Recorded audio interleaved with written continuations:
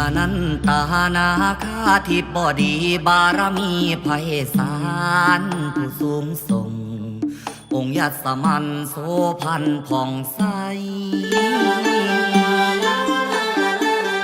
องค์ศรีสัตนาคมหามีเดโชพยาสีสุดโทเกียรติระบือกองไกล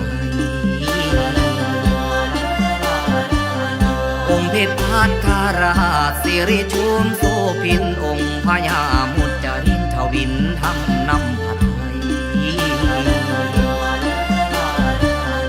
องค์นำแสนสิริจันทราปาบุญญาโยยิ่งองค์ผู้ชงประเสริฐสิ่งมิ่งแม้นจอมใจองค์ขันตสีเทวาฤทธาคณาลำเก่าพระองค์ทรงธรรมเลิศลำพิสุ